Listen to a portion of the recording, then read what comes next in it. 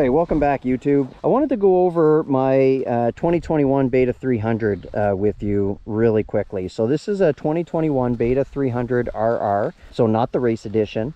The difference in 2021 was that the race edition, the big difference is always that the race editions come with a slightly different suspension setup. In 2021, it came with KYB forks, whereas this RR came with Sachs front and rear, so shock and forks. The race edition in 21 came with a Sachs rear and a KYB front end setup.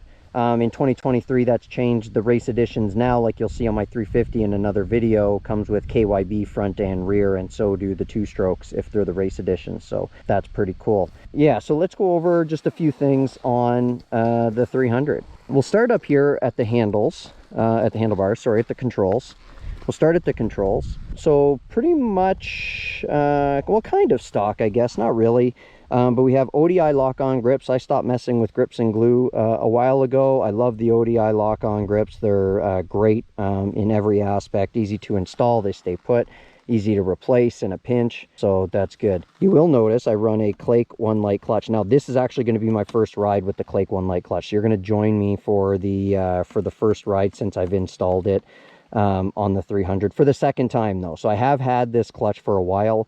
It was on my 390 before. I took it off, put it on my 300, took it off, went back to the stock setup, and now it's back on. That's largely because at the race this weekend in Cloyne, Ontario, my clutch line came undone and spewed clutch fluid everywhere, so I needed to bleed it anyway, and I thought, well, you know what, let's put the One Light clutch on there and see how that feels again. So that's what we're doing. So I got the One Light clutch. Crazy easy pull. One finger pull, although it's always been a one finger pull, but you know, as far as fatigue goes and being able to continue to work the clutch after hours in the saddle, there's no replacement for that One Light clutch. So control wise, that's about it. As we move to the front, you'll see I run Zeta, the X3 wraparound handguards. I would highlight the fact that these are the X3s, not the XCs. The XCs I had horrible luck with, the plastic XCs. They snapped constantly. I went through multiple pairs, and then I ordered the X3s, and I've had these on for a while now, and they are good to go. The aluminum has held up quite well. You know, it's been beaten, it's been used, it's been abused, but yeah, it is holding up. Sticking with the front end, we'll move down. So again, I said it was Sachs forks. So these are open cartridge forks when they come on the 300, you know, which is great for trail riding. No major complaints. I did have them redone by two different shops. The first time I got them done by Stadium Suspension. The second time I got them done by TNT Racing Development. Kenny McCurdy is a magician when it comes to suspension. I thought the price was respectable, but basically what he did is he changed, watch my shadow, he changed the internals and went to Laner internals. And so what that allows now is I have compression adjustments on both forks up top, as well as rebound adjustment on both forks on the bottom. So it's not a one-in-one like it was before. And it seems to be working extremely well. Moving back on the bike, so I mean stock radiator and all that stuff, stock gas tank. We'll move down here. I've got, oh sorry, we'll move actually to the radiators first. So we have P-Tech radiator guards on this. These are the older versions, so they are not cut out. The newer version come with cutouts because they realized that people on betas like to do the radiator mod, and they like to be able to get more steering lock, more space in there. So they are cutting them out. My 350 has the new ones on it. I think this winter I'll swap them, and I'll put the ones with the cutout on this bike and these ones on the other bike on the 350, and that way I will get a better turning radius with the 300, which is my slow kind of technical fun bike anyway. P-Tech combined pipe and skid plate.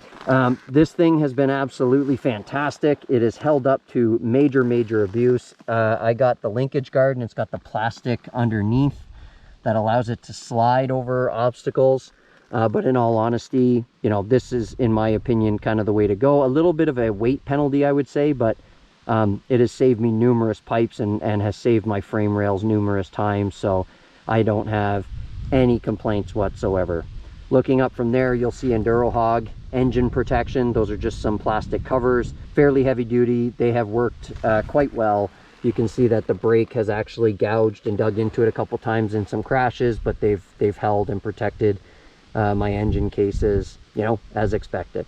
I have an Apico rear brake lever there. You know, really the special aspect of this is the actual foot control here. So more aggressive from a grip perspective, and it rotates in the event of a crash, and it's got the tie off which mounted up to my P-Tech skid guard quite well and keeps stuff from getting stuck in. Sticks and stuff can't get wedged in between the engine case and the rear brake pedal. Stock pegs which need replacing. Again, these are a few years old. They're super rounded. They don't hold my boots very well, and I actually think they're probably part of the reason why I've been through so many pairs of soles on boots, because I just don't think they hold, and because my feet move around on them, it eats through the soles of boots. There's TNT again on the rear shock. I'm not 100% sure exactly what he did on the inside of that thing, but it works way better than it did stock, and it hugs the ground much better. And the adjustability, definitely you can feel the adjustability when you're playing with the clickers. Stock bodywork, stock exhaust, no big changes there. Coming down, I run swing arm protectors on my 300. That swing arm underneath looks pretty rough. You know, it's been through a couple of rock gardens in its lifetime, so I do run those swing arm protectors in an attempt to stave off any additional damage. I have 7602 front and back disc brake protectors, the rotor protectors. You can see those have been used. They seem to be holding up. This one did get bent in a little bit towards the rotor at one point, but I was able to take the wheel off and bend it back with an adjustable wrench to give it the clearance that it needs so that it's not rubbing on the rotor. So anyway, it's staying on there for now, and it's been working okay. Tires, I didn't go over tires because everybody uses different tires anyway, but I mean, just so you're aware, that's a Metzler 6-day tire on the front, Extreme. That came on my 350. That's being run with the Moose on the front of the 300 right now, and I really like it. It's working, you know, fine, which is great for a front tire, because I've had front tires that I really did not like. And that's a Kenda Ibex, you know, slightly worn, slightly used, being run with the Moose on the back. And this is a stock wheel setup for the 300, so no big changes there. On this side of the bike, highlight two pieces. So the first one will be the Trail Tech fan kit. Love and hate with this thing. It has had some issues as far as draining my battery, but only one time. Unfortunately, that one time it did it was at the Corduroy race last year, which was horrible because I couldn't get my bike started on Greens Mountain without bump starting it, and that was an absolute nightmare. And I don't have a kickstart on this even as of yet. I tend to not learn lessons, I guess. I run a fuel line filter on this one. I think it's a great idea, and I also run a carb, and you will notice that that is not a stock carb. That is a 36mm Smart Carb 2. It's been a fantastic carb. The reason I have that carb on this bike is because this bike had a snow bike kit on it the first year, and I wanted a carb that was easy to adjust externally and was self-metering to a certain extent, and that's what that carb provides. The key-in carb that comes on these things just rips. I still have it. I'm not getting rid of it. You know, I may go back on here in the future, but yeah, that's the reason why I have a Smart Carb, and I really like the Smart Carb, and I have fiddled with the adjustments since putting it on, and you know, the bike handles and rides extremely, extremely well. So that is my, you know, used, slightly abused, but dearly loved 300 RR for 2021.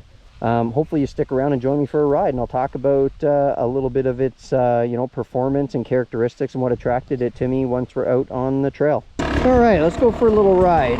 Oh, there's that Clake One Light clutch. So nice. The nice thing about the Clake One Light clutch, for those of you who don't know what it is it doesn't use leverage the way like a Midwest Industries clutch lever does. So it's got the same feel and same engagement point, just an insanely lighter pull, you know, which is obviously beneficial for kind of slow technical riding. And you can adjust where the lever sits, so it's basically fully adjustable. The feeling is adjustable. You know, the weight of the pull is adjustable to a certain extent, and it's a great piece of kit. So I'm happy to have it back on my bike with some branches, and we'll see how it does on the trails. Okay, so 300RR. So my beta, my obsession with beta started a few years ago, and I actually went in and bought a 2019 Beta 390. I wanted something that was street legal, that I could ride to work, or at least at the time that's what I thought. And so I bought a 390. Oh man, this clutch is amazing. I rode that bike for a year before kind of realizing that I wasn't so interested in the street aspect of it anymore, and I wasn't using it for that purpose. It had gummy tires on it, no mirrors, no lights, and I was really focused on riding trails with it. And I did the first Rockhound Rally and really got hooked on that type of riding. So fast forward to Christmas, and I go into my local dealership, and he's got the Beta 300. Now I'm actually going to do, it's a bit of a slower trail ride today, mostly because I'm trying to test, after cloying this weekend, I realized that my setup wasn't what I should have had for those trails. So I'm just trying to see what this will feel like. The trails are a bit slick today because it rained last night. Anyway, so I fast forward, I go in to my dealership, and this brand new 2021 in December of 2020, or maybe January of 2021, is on the showroom floor. So not knowing really anything at the time, I just said, let's do it. So I traded in my 390, took this home. Didn't get to ride it with wheels on before I was putting a snow bike kit on it. So I put a snow bike kit on it, probably put about 15 or 20 hours on with the snow bike kit with the stock key and Carb, and it just, man, it pulled the snow bike kit so well. I was super impressed, but I hadn't tried it again, right? So the spring comes, snow bike kit comes off, and the wheels go back on. And I went out on the trail with this 300, and immediately was worried I had made a mistake. And this was a big, and this is something I pass on to newer riders all the time that are making switches or asked to ride my bike to try, you know, to try a 2-stroke if they're on a 4-stroke, is, you know, the engine characteristics and the way the bike is going to feel is going to be different. And this one was certainly different. So yeah, so it took a little while to get used to, but I didn't give up on it. I stayed with it, and the rest is kind of history. I rode it for a while without any major modifications other than the protection, but no suspension or anything done to it for the first year. Just kind of rode it and raced it. Now racing, it gave up the ghost a little bit in the suspension department, at least in my opinion, but that's because, you know, I was not only racing technical, you know, cross-country type races. A lot of the races we have around here actually use motocross tracks. Oh yeah, see, hear that tractor up that stuff? So crazy, man. And so, and being kind of a newer rider, I didn't understand adjusting suspension or anything, so I was running stock suspension settings and not making any serious adjustments between the different types of riding. So I mean, when I say it gave up the ghost, partly that was rider error, but I kept with it. And you know, since then, and you just saw it back there, the bike is super controllable. I was terrified growing up as a kid. I always, you know, I had an XR80. My buddy, you know, had a CR80, and you know, KX100s came out when I was a kid, and you know, these bikes were just fire-breathing 2-strokes for the motocross track.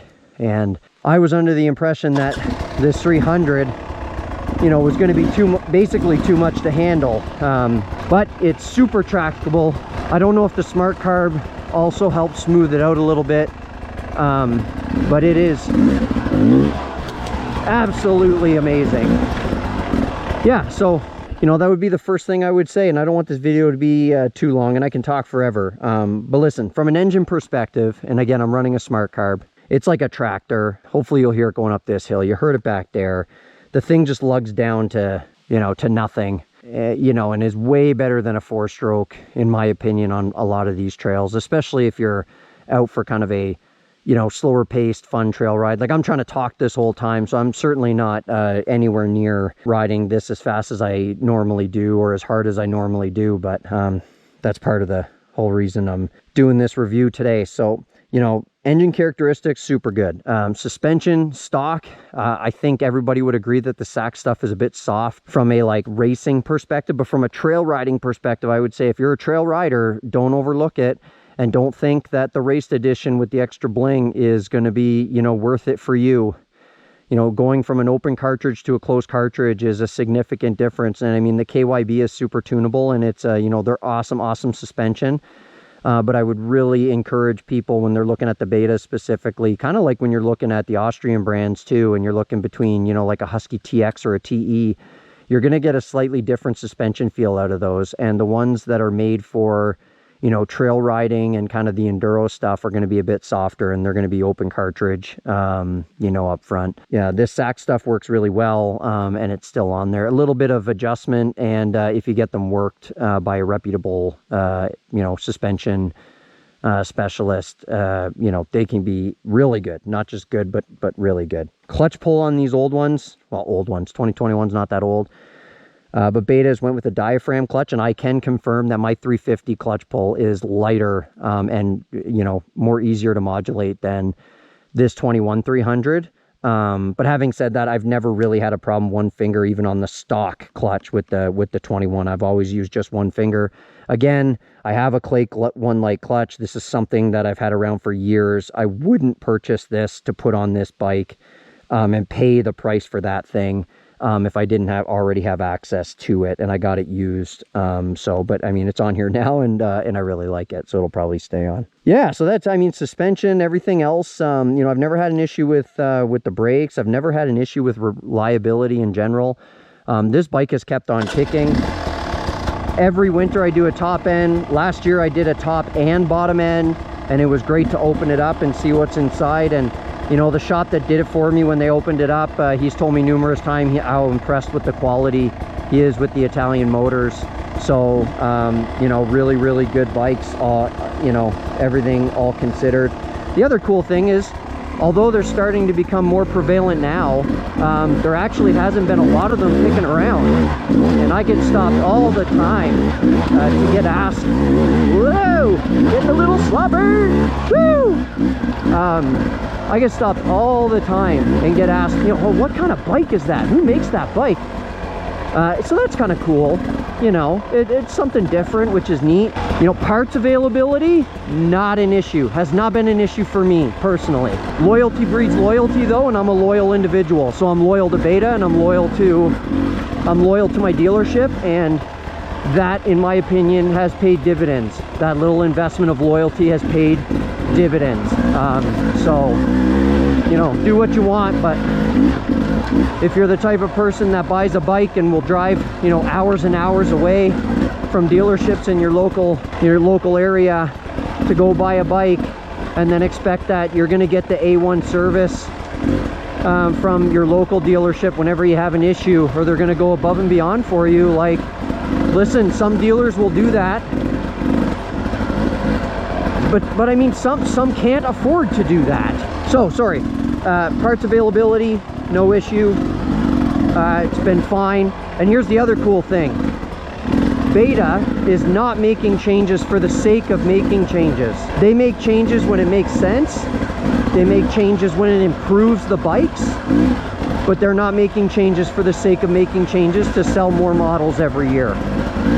And what does that mean? Well, that means that not only are parts, many parts, interchangeable from year to year, it also means that parts are interchangeable from model to model. So between my 2-stroke and my 4-stroke, many of the parts can unbolt off of one of the bikes and go onto the other bike. So I keep spares around, like levers and brake levers and shifters, wheel spacers, wheel sets. protection parts, you know, all that stuff. So much of it is completely interchangeable. Oh man, I love that rear tire. Holy cow.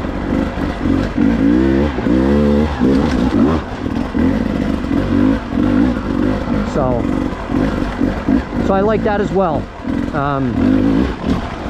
You know, I have friends with multiple bikes that are forever searching for parts, and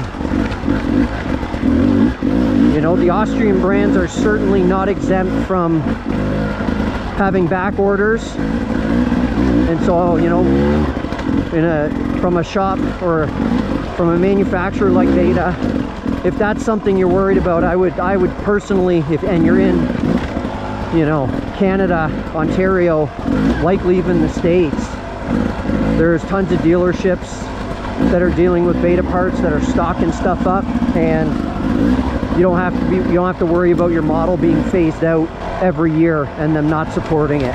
So that's a great thing. And then Beta support, you know, I think most people, if you're being honest with yourself, and you've dealt with Beta, generally find that the customer service is fantastic. They've had some growing pains like every manufacturer has. You know, they've had some main bearing issues and things like that. Generally, they've stood behind them, but it does pop up every now and then. I'll see somebody post who bought a bike, you know, an older Beta, you know, 17 or 18, we're 2023, with low hours on it, or seemingly low hours on it, who has a main bearing failure and goes to Beta asking, you know, basically for it to be covered. And I mean, listen, like, can you honestly blame a manufacturer for not covering, you know, something like that on a bike that's 4 or 5 years old? I mean, it's a dirt bike. Can you honestly blame a manufacturer for not covering that? I don't know. My personal opinion is no. I guess if I owned one of those bikes, maybe I'd feel differently. Maybe I'd feel upset about it. I'm not sure. I like to think I'm a little bit more pragmatic than that, but it just is what it is. That's it. That's all I got. Little review of what's on my bike. Oh, and actually, last thing, I should mention this. I'm not a professional rider. Oh my God, if you can't tell by watching my videos, I would say I'm a good rider. I'm certainly an enthusiastic rider. I'm almost 40. I think I go pretty hard for a 40-year-old. I generally race, let's just call it for sake of simplicity, in, you know, like an afternoon class. And I'm, you know, competitive, certainly. I don't cheat, never do. So yeah, you know, that's kind of who I am. So take that with a grain of salt as far as who's reviewing the bike and what you're getting from it. So that's it. Anyway, I hope you enjoyed this. It's almost like a moto vlog, really. You know, a lot more talking, but I wanted to give you my thoughts now after owning a Beta 300 since new. Bought it brand new for, you know, the better part of oh gosh, we're 2023, so, you know, we're going on 3 years with this bike. It's had 2 top ends, 1 full rebuild. Didn't need any of those things, I'll be clear. So here's another interesting thing before I let you all go. I kept my pistons off this bike. Oh, there's the fan. Like, when we pull them out, even the dealership, Pete Sales and Service and Todd, when we pull it out, we're amazed at the condition of the pistons. With what I put this bike through, I've overheated it multiple times. You know, it's been down the 409 in Pennsylvania, Tough Like Roar. It's been to TKO, it's been to Gaspé, it's been to other races in Quebec, in Ontario, in the States. It's, you know, it's been ridden. Probably average somewhere in vicinity of 100 hours a summer, give or take. And when we pull those top ends, they just look absolutely amazing. I do it because I don't want to have to, if I can, all the maintenance I can get done in the winter in Canada here just means that I don't have to put my bike down for maintenance during the summer. So we do it anyway. It's cheap insurance as far as I'm concerned, but they look fantastic. I probably could have put 200 hours on that first top end, no problem. Same with the bottom end, although when we opened up the bottom end, we were happy to kind of get a look in there and see what was going on, you know, replace the main bearings and all that stuff was just, again, kind of insurance for the race season. So we did that. It'll probably be another 2 years before I would do that again if I still have this bike. But yeah, no, it's been great from that perspective. You know, very easy to get along with. Been very, very happy with my Beta. So hopefully you enjoyed this. Hopefully you didn't mind me droning on a little bit. Trust me, when you see this video, there will have been some editing to take out some of my even more nauseating droning that I tend to do. But I tried to get, you know, the good information out to you guys so that, you know, those of you who are interested in Beta can hear what some of us owners have to say about them. They've been great. I love it. It's been a great bike, and I own 3.